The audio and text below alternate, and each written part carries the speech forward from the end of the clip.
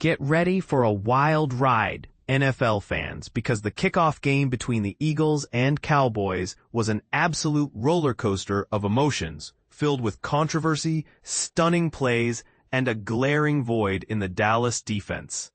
But here's the thing, it wasn't just the absence of defensive star Micah Parsons that made headlines.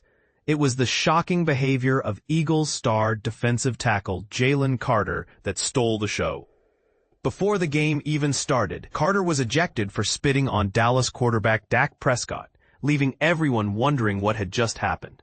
And this is the part most people miss. The incident occurred during an injury timeout after Eagles fullback Ben Van Sumeren was carted off the field, making for a bizarre first 6 seconds of the season. As the internet continues to replay and review the infamous loogie, it's clear that Prescott also spit, albeit apparently aiming at the ground, and it's sparking a heated debate about who was in the wrong. But one thing is certain, Carter's reaction was immature, and standing in a huddle of multiple officials he should have known better, especially given the NFL's emphasis on unsportsmanlike conduct this season.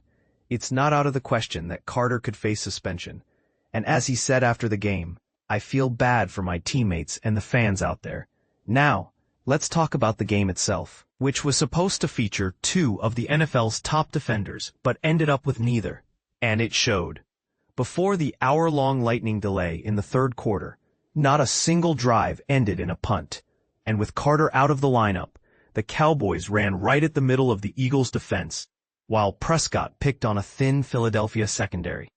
The Eagles' offense was on fire, despite no passing targets for star receiver A.J. Brown in the first half. And they hung on for a 24-20 win, sending Dallas home with a loss in the first game of their post-Parsons era. But here's where it gets controversial.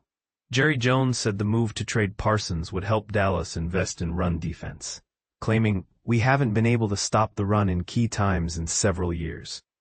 However, in the first half alone, the Eagles rushed for 123 yards and 3 touchdowns against the Cowboys, with quarterback Jalen Hurts having 62 rushing yards and scrambling for 2 scores.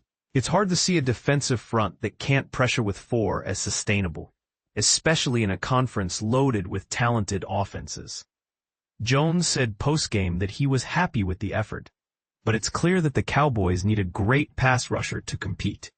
So, we have to ask, was the Parsons trade a mistake, and can the Cowboys still compete without him? Let us know in the comments. As Nora Princiati, who covers the NFL, culture, and pop music, would say, the NFL is always full of surprises, and this game was no exception. The question is, what's next for the Cowboys and can they bounce back from this loss?